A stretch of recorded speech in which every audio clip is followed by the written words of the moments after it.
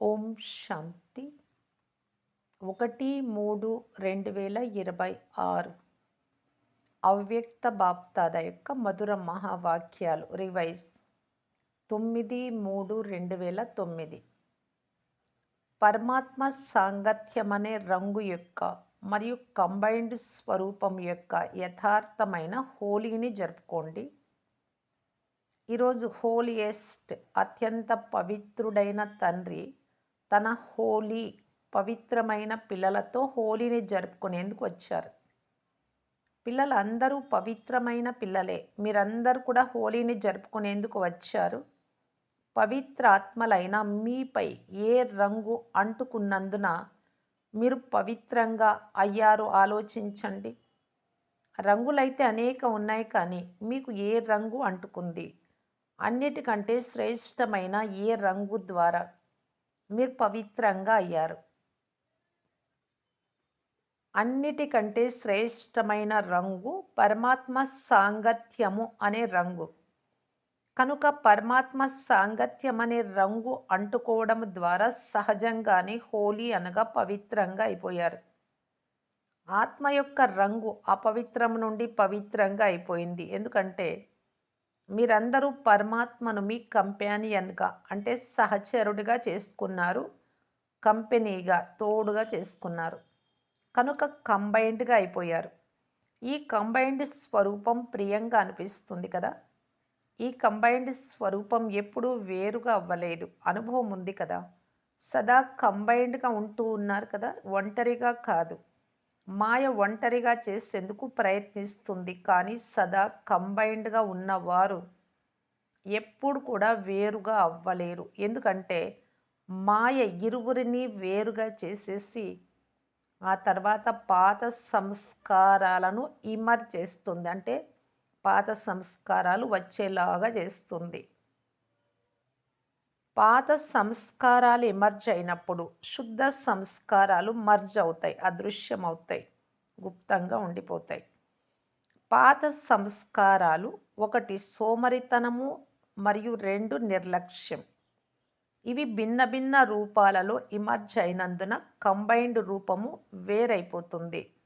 కనుక నేను సదా కంబైన్డ్గా ఉంటున్నానా, లేక అప్పుడప్పుడు ఒంటరిగా కూడా అయిపోతున్నానా అని ప్రతి ఒక్కరూ స్వయాన్ని చెక్ చేసుకోండి. మాయ యొక్క అనేక రూపాలనైతే తెలుసుకున్నారు కదా. అది చతురతతో తన రంగు అంటించేస్తుంది. బాబా నుండి వేరుగా అవ్వటం అనగా మాయ రంగును అంటించుకోవడం. ఈ సోమరితనము, నిర్లక్ష్యము చాలా రకరకాల రూపాలలో వస్తాయి. ఈ రూపాలతో మాయ తన వైపుకు ఆకర్షించుకుంటుంది. ఈ సోమరితనము మరియు నిర్లక్ష్యం రావణుడి యొక్క ఖజానాలు, తండ్రి ఖజానాలు కాదు అని పిల్లలు కూడా గుర్తించలేకపోతున్నారు.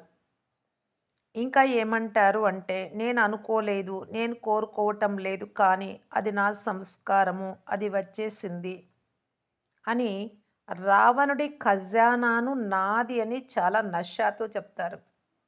నా సంస్కారము అనడం ప్రారంభిస్తారు. మరి ఇవేమైనా పరమాత్మ ఖజానాలా లేక రావణుడి ఖజానాలా ఆలోచించండి. వాటిని నా సంస్కారము అని అనడం కరెక్టా? వాటిని మీవిగా చేయటం మాయ యొక్క తెలివి. తండ్రి ఖజానా ప్రియమైనదా లేక రావణుడి ఖజానా ప్రియమైనదా?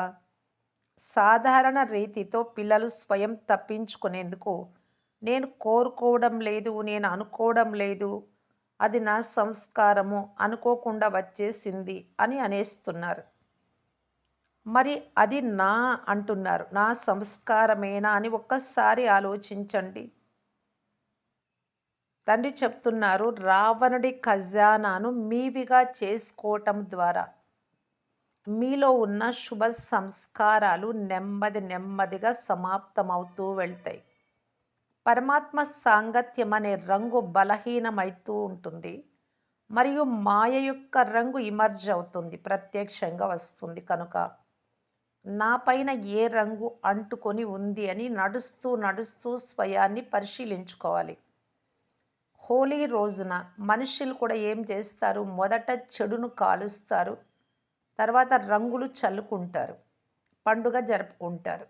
బాప్దాదా మీపైన తన సాంగత్యం అనే రంగునైతే వేశారు, కానీ దానితో పాటు జ్ఞానం అనే రంగు, శక్తుల రంగు, గుణాల రంగును కూడా వేస్తూ ఉంటారు. మరి మీ అందరికీ ఆత్మిక రంగు అంటుకుంది కదా? అంటుకుందా? చేతులెత్తండి. ఆత్మిక రంగు అంటుకుంది కదా? అది తొలగిపోయేదైతే కాదు కదా?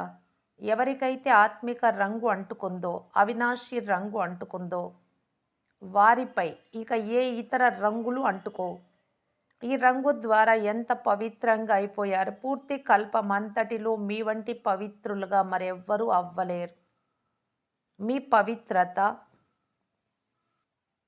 ప్రభువు సాంగత్యం అనే రంగు, పరమాత్మతో కంబైన్డ్గా ఉండే అనుభవం అన్నిటికంటే భిన్నమైనవి మరియు ప్రియమైనవి. ఇతరులు ఎవరైతే హోలీగా అనగా పవిత్రంగా అవుతారో వారి శరీరం పవిత్రంగా అవ్వదు, ఆత్మ మాత్రమే పవిత్రంగా అవుతుంది. కానీ మీ పవిత్రత ఎలాంటిది అంటే మీ శరీరము మరియు ఆత్మ రెండు పవిత్రంగా అవుతాయి. పవిత్రతను సుఖము, శాంతి, ప్రేమ, ఆనందానికి తల్లి అని అంటారు. ఎక్కడ పవిత్రత ఉంటుందో అక్కడ సుఖము, శాంతి ఉండనే ఉంటాయి. ఎందుకంటే ఎక్కడ తల్లి ఉంటుందో అక్కడ పిల్లలు కూడా ఉంటారు. తండ్రి వచ్చి మిమ్మల్ని ఎంత పవిత్రంగా చేస్తారు అంటే ఇప్పుడు కలియుగపు చివరి జన్మలో కూడా మీ జడ చిత్రాలకి ఎంత విధిపూర్వక పూజలు జరుగుతూ ఉన్నాయి, మీరు చూస్తూ ఉన్నారు. ఇది పవిత్రత యొక్క విశేషతయే. ఎంతోమంది ఇతర మహానాత్మలు, ధర్మాత్ములు పవిత్రంగా ఉన్నారు, కానీ వారెవ్వరికీ మందిరాలు తయారు కావు. మీ వంటి విధిపూర్వక పూజలు కూడా ఎవ్వరికీ జరగవు. ఇప్పుడు ఈ చివరి జన్మ వరకు కూడా మీ జడ చిత్రాలు ఆశీర్వాదాలు ఇస్తూనే ఉన్నాయి. కొంత సమయానికి సుఖశాంతులను అనుభవం చేయిస్తాయి. కనుక మీ హోలీకి మరియు ప్రపంచంలోని వారి హోలీకి ఎంత వ్యత్యాసం ఉంది? భలే మనోరంజనం కోసం మీరు కూడా కొద్దిగా స్థూలమైన హోలీని జరుపుకుంటారు, కానీ సత్యమైన హోలీ అంటే పరమాత్మ సాంగత్యం అనే రంగును అంటించుకోవటం మరియు కంబైన్డ్ స్వరూపం యొక్క యథార్థమైన హోలీని మీరు జరుపుకుంటారు. జనులు కూడా హోలీని భిన్న భిన్న రూపాలలో జరుపుకుంటారు. హోలీ అనే పదానికి కూడా రహస్యం ఉంది అని మీకు తెలుసు. అదేమిటో మీకే తెలుసు కనుక మీరే ఈ విధంగా జరుపుకుంటారు.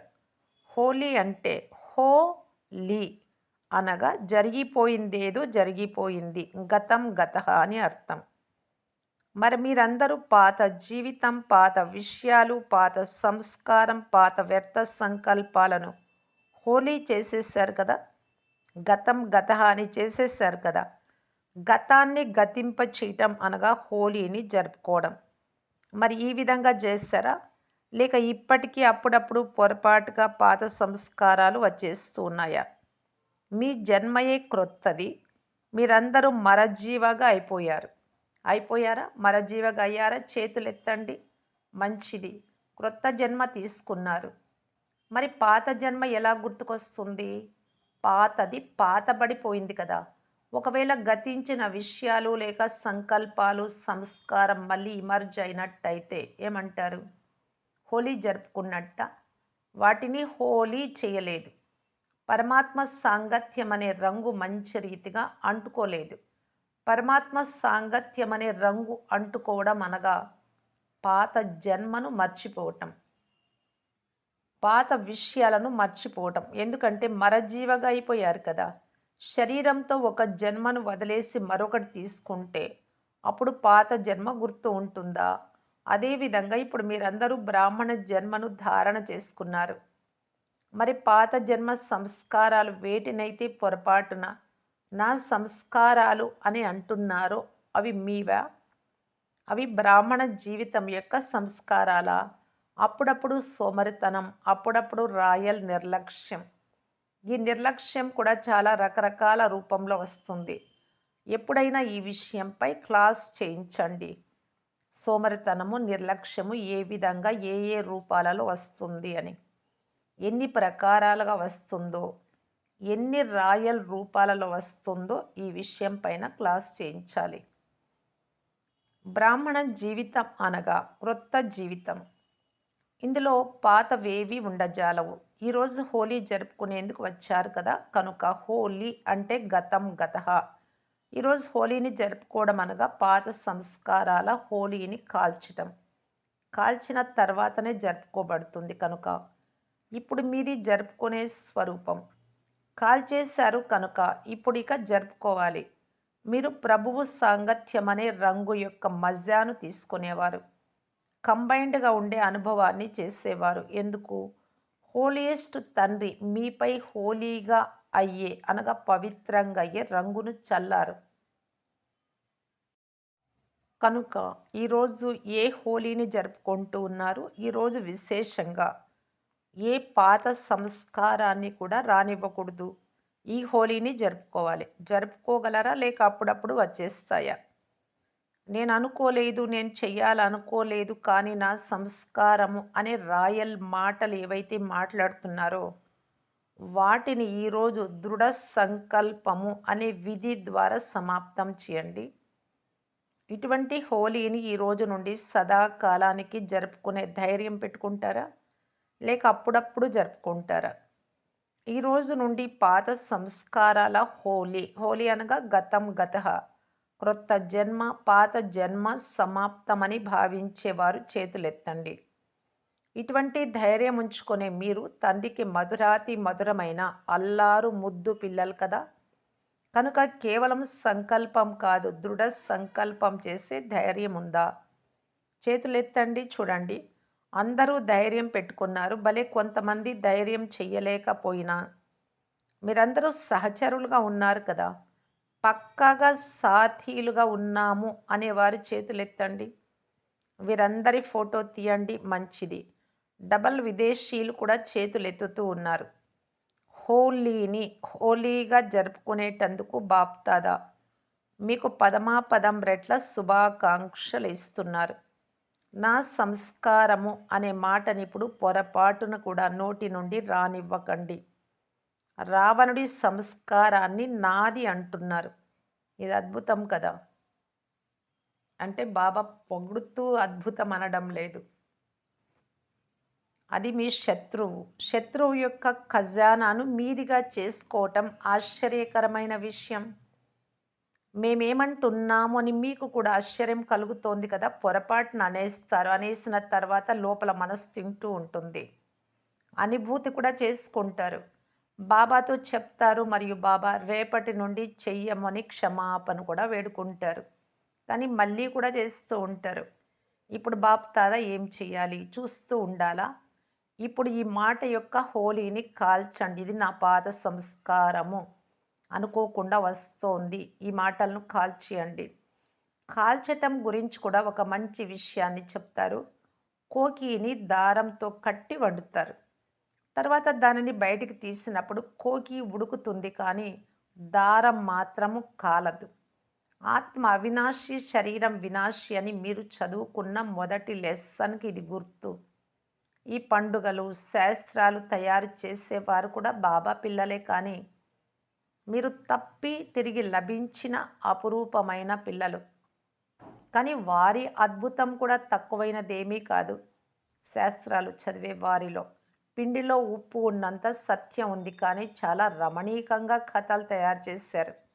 మీరు చూడండి, ప్రతి పండుగను స్మృతి చిహ్నంగా తయారు చేశారు, కానీ అనేకమైన సూక్ష్మ విషయాలకు స్థూల రూపాన్ని ఇచ్చేశారు. కానీ స్మృతి చిహ్నాలనైతే తయారు చేశారు.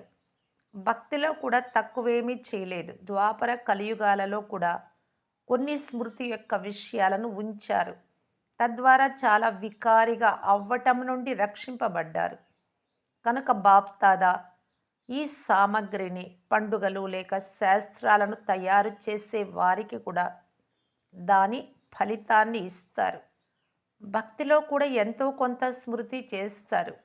వికారాల నుండి కొంత సమయమైన రక్షింపబడి ఉంటారు. ఈరోజు మీరు ఏ హోలీని జరుపుకున్నారు? ఏ హోలీని జరుపుకున్నారు? హోలీ, గతం గతః. అందరూ ఈ హోలీ అని చెప్పండి. హోలీ అయిపోయిందేదో అయిపోయింది. పక్కాగా జరుపుకున్నారా? జరుపుకున్నారా? మంచిది. రేపు మాయ వస్తుంది. ఎందుకంటే మాయ కూడా వింటూ ఉంది. కానీ మీరు మాయను మీ వైపుకు పిలవకండి. ఇందులో మజా ఉంది కదా! మజా ఉంది కదా! మజాలోనే ఉండండి. తండ్రిని గుర్తుంచుకోవాలి. తండ్రి మనపై ఎంతగా ఆత్మిక రంగును వేస్తున్నారు అంటే దాని ద్వారా మీరు హోలీ హంసలుగా, పవిత్ర హంసలుగా అయిపోయారు. హోలీ హంస అనగా నిర్ణయ శక్తి కలిగిన హోలీ హంస. ఏ పని చేస్తున్నా కూడా ఒక సీటు ఫిక్స్ చేసుకోండి. మొదట ఆ సీటుపై సెట్ అయ్యి తర్వాత నిర్ణయించండి. ఆ సీటు ఏదో తెలుసా? అది త్రికాలదర్శి అనే సీటు. మొదట త్రికాలదర్శి అనే సీటుపై సెట్ అయ్యి 3 కాలాలను చూడండి. కేవలం వర్తమానమే కాదు. ఆది, మధ్య, అంత్యం 3 కాలాలను చూడండి. 3 కాలాలలో లాభముందా? లేక నష్టముందా అని చూడండి. చాలామంది పిల్లలు చాలా చతురులుగా ఉన్నారు. ఆ చతురతను వినిపించమంటారా? ఈ పనిని నడిపించాలి కనుక అలా నడిపించేశాను. కానీ అలా చెయ్యరాదు అని నాకు తెలుసు కానీ చేసేశాను అని అంటారు. అలా చేసేశారు కానీ కర్మ ఫలమైతే తప్పకుండా లభిస్తుంది. అది ఏదైనా కానియండి. మంచి కానీ, చెడు కానీ, వ్యర్థం కానీ, సమర్థం కానీ దానికి ఫలితమంతు వచ్చేస్తుంది. అనుకోకుండా చేశాను అంటే కర్మ ఫలం నుండి తప్పించుకోలేరు. కనుక చతురతను చూపించకండి. తండ్రిని కూడా చాలా సంతోషపరుస్తారు. పొరపాటు చేసేస్తారు కదా! ఆ తర్వాత బాప్ దాదాతో ఎలాంటి మాటలు మాట్లాడతారు అంటే, బాబా మీరు దయాహృదయులు కదా! క్షమాసాగరులు కదా! అని బాబా ఎవరు అనేది బాబాకి గుర్తిప్పిస్తారు. చేసిన పొరపాటును నాకు వినిపించి సమాప్తం చెయ్యండి అని మీరే చెప్పారు కదా బాబా అని అంటారు. కానీ ఆ పొరపాటును అనుభూతి చేయడం ద్వారా వినిపించి సమాప్తం చేయండి. ఒక మాటను పక్కా చేసుకొని వినిపించడం అయితే వినిపిస్తున్నారు. కానీ దృఢ సంకల్పము ద్వారా స్వయాన్ని పరివర్తన చేసుకొని తర్వాత వినిపించండి. మీరే చెప్పారు కదా అని బాబాను చాలా సంతోషపరుస్తారు. మరి మీరు ఇది చెప్పారు కదా, ఇది చెప్పారు కదా అని తండ్రికే గుర్తు ఇప్పిస్తారు. మీరు ఇలా చెప్పారు పలానా సమయంలో అని. అంటే చాలా చతురతను చూపిస్తారు. ఇప్పుడు ఇలాంటి చతురత అంటే అతి తెలివిని చూపించకండి. ధైర్యం పెట్టుకోండి. చెయ్యాల్సిందే. అంతేకాని చేస్తాము, అవుతాము ఇలా అనకండి. బాప్దాదా పూర్తి రోజంతటిలో చేస్తాము, అవుతాము అనే పాటలు చాలా వింటున్నారు. చేస్తాము, చూపిస్తాము, అవుతాము. కానీ ఏ వేగంతో ఇలా ము అనేవారు తండ్రితో పాటు వెళ్తారా? తండ్రి అయితే ఎవరు రెడీగా ఉన్నారు కానీ ము అని అనేవారు ఎవరు రెడీగా అయితే లేరు కదా! మరి తండ్రితో పాటు ఎలా వెళ్తారు? తండ్రితో పాటు వెళ్ళే వారిని చూస్తూ ఉండిపోతారు. తండ్రికి పిల్లలు ప్రతి ఒక్కరి పట్ల పదమారెట్ల ప్రేమ ఉంది. నా పిల్లలు నా వెంట రాకుండా ఉండిపోవాలి అని తండ్రి కోరుకోరు. ఇంటికి వాపస్ వెళ్ళే సమయం వచ్చినప్పుడు ఇంటికి వెళ్ళరా? ఎందుకంటే ఇంటికి వెళ్ళి తర్వాత రాజ్యంలోకి రావాలి. తండ్రితో పాటు ఇంటికి వెళ్ళకపోతే మరి బ్రహ్మ బాబాతో కలిసి రాజ్యంలోకి కూడా రాలేరు. తర్వాత వస్తారు. మీ ప్రతిజ్ఞ ఏంటి? తోడుగా వెళ్తారా? లేక వచ్చేస్తాము అని అంటారా? ఇందులో కూడా ము అని అంటారా? చేరుకునేస్తాము. చూడండి బాబా తప్పకుండా చేరుకునేస్తాము. ఇలాంటి భాషను సమాప్తం చేయండి మంచిది. నలువైపులా ఉన్న పిల్లలను కూడా బాప్దాదా చూస్తున్నారు. దూరంగా కూర్చొని ఉన్న సైన్సు సాధనాల ద్వారా చాలా స్థానాలలో సేవా కేంద్రాలలోని వారు కూడా బాప్దాదాను చూస్తున్నారు. మీరు టోలీ తింటారు కదా! అప్పుడు వారు కూడా టోలీని పంచుతారు. అంటే సెంటర్స్‌లో కూడా. దూరంగా కూర్చొని కూడా ఏ విధంగా సమీపతను అనుభవం చేస్తున్నారో అని బాప్దాదా అందరినీ చూస్తున్నారు. నలువైపులా ఉన్న పిల్లలు ఎవరైతే సదా తండ్రి సమానం సంపన్నంగా మరియు సంపూర్ణంగా అవ్వాలి అనే సంకల్పాన్ని ధారణ చేశారో, అంతేకాక సమయానుసారం ఆ సంకల్పానికి దృఢత, బలాన్ని ఇస్తూ ఉంటారు. ఇటువంటి శుభ సంకల్పాన్ని ధారణ చేసుకున్న వారికి తండ్రి ఆశలను పూర్తి చేసే ఆశా నక్షత్రాలకు దాది యొక్క మాట కర్మాతీతంగా అవ్వాల్సిందే, అవ్వాల్సిందే, అవ్వాల్సిందే. మమ్మ యొక్క మాట ఏం చేయాలో ఈరోజే చేయండి, రేపటిపై వదలకండి. దీది యొక్క మాట ఇప్పుడు ఇంటికి వెళ్ళాలి. ఈ మాటలు చెవులలో మారు మ్రోగుతూ ఉండాలి. కర్మాతీతంగా కావాల్సిందే. ఏం చెయ్యాలనుకున్నా ఈరోజే కాదు, ఈ సెకండ్ చెయ్యాలి, ఇప్పుడు ఇంటికి వెళ్ళాలి అనే మాటలు మారు మ్రోగుతూ ఉండాలి. కర్మాతీతంగా అవ్వాలి అనే తపనలో ఉండండి. ఈ మాటలను పదే పదే స్మృతిలోకి తెచ్చుకునే సమర్థాత్మలకు, బాప్తాద యొక్క పవిత్రమైన పిల్లలకు హోలీ శుభాకాంక్షలు. మధువనం మిఠాయి కంటే ముందు అందరూ నోరు తెరచి బాప్దాదా యొక్క మిఠాయి తినండి. తిన్నారా? అందరికీ బాప్దాదా మరియు అడ్వాన్స్ పార్టీలోని పిల్లలందరి ప్రియ స్మృతులు మరియు బాప్దాదా యొక్క నమస్తే. వరదానము: సర్వాత్మల పట్ల స్నేహము మరియు శుభచింతక భావనను ఉంచుకునే దేహి ఆత్మ అభిమాని భవ. ఎలాగైతే మహిమ చేసే ఆత్మ పట్ల స్నేహ భావన ఉంటుంది, ఎవరైనా మిమ్మల్ని పొగుడుతూ ఉంటే వారిపైన మీరు ప్రేమ చూపిస్తారు. అలాగే ఎప్పుడైనా ఎవరైనా శిక్షణ యొక్క సూచన ఇచ్చినట్లయితే, అంటే మిమ్మల్ని దండించినట్లయితే మంచిగా ఉండాలి అని, అందులో కూడా ఆత్మ పట్ల వీరు నా పట్ల సదా చాలా పెద్ద శుభచింతకులు అనే స్నేహము మరియు శుభ చింతన యొక్క భావన ఉండాలి. నా కోసమే చెప్తున్నారు, ఎంత మంచిగా చేయడానికి ఎంత ప్రయత్నిస్తున్నారు ఇలా అనుకోవాలి. ఇటువంటి స్థితి కలవారినే దేహి అభిమాని అని అంటారు. ఈ స్నేహము శుభచింతన యొక్క భావన ఉండేవారిని. ఒకవేళ దేహి అభిమానుగా లేకుంటే, ఆత్మ అభిమానిగా లేకుంటే తప్పకుండా అభిమానం ఉంది. అభిమానం కలవారు ఎప్పుడు చిన్న అవమానాన్ని కూడా సహించలేరు. స్లోగన్: సదా పరమాత్మ ప్రేమలో మైమర్చి ఉంటే దుఃఖాల ప్రపంచాన్ని మర్చిపోతారు. బాబా దగ్గర ఉంటే ఏది గుర్తురాదు. ఇవన్నీ గుర్తుకొస్తున్నాయంటే బాబా మన దగ్గర లేరు. అందుకే బాబా అంటారు, నా ప్రేమలో మైమర్చిపోండి, దుఃఖ ప్రపంచమే మర్చిపోతారు. అవ్యక్త సూచన నిశ్చయము అనే పునాదిని గట్టిగా చేసుకొని సదా నిర్భయంగా నిశ్చింతగా ఉండటానికి బాప్దాదా ఇలా తెలియజేస్తూ ఉన్నారు. ఎవరైనా పెద్దవారి చేతిలో చేయి ఉన్నప్పుడు చిన్నవారి స్థితి ఏ చింత లేకుండా నిశ్చింతగా ఉంటుంది. రోడ్లో వెళ్తూ ఉన్నారు, ట్రాఫిక్ ఎక్కువగా ఉంది. చిన్న బిడ్డ తల్లి తండ్రి చేయి గట్టిగా పట్టుకున్నారు అంటే ఎవరి చేయి ఒకరి చేయి, అప్పుడు నిశ్చింతగా ఉంటారు. ఇది ఎలా దాటాలి, నేనేమవుతాను, ఇలాంటి ఆలోచనలు ఏమాత్రం ఉండవు. అలాగే బాబా అంటూ ఉన్నారు, ప్రతి కర్మలో బాప్దాదా నా తోడుగా ఉన్నారు. అంతేకాక ఈ అలౌకిక జీవితము అనే చెయ్యి బాబా చేతిలో ఉంది, అనగా జీవితము వారికి సమర్పితమై ఉంది అనే నిశ్చయం ఉంటే అప్పుడు బాధ్యత వారిదవుతుంది. మీరు ఎవరి చేయిని గట్టిగా పట్టుకున్నారో వారే మిమ్మల్ని తీసుకునే బాధ్యత స్వీకరిస్తారు. అంటే తల్లి తండ్రిని తీసుకెళ్తారు. మీకు ఆలోచన ఏమీ ఉండదు అప్పుడు. అలాగే అన్ని బరువులు తండ్రికి ఇచ్చేసి స్వయాన్ని తేలికగా చేసుకుంటే సదా నిశ్చింతగా ఉంటారు. మరియు ప్రతి కార్యము యాక్యురేట్గా జరుగుతుంది, కరెక్ట్గా జరుగుతుంది. ఓం శాంతి.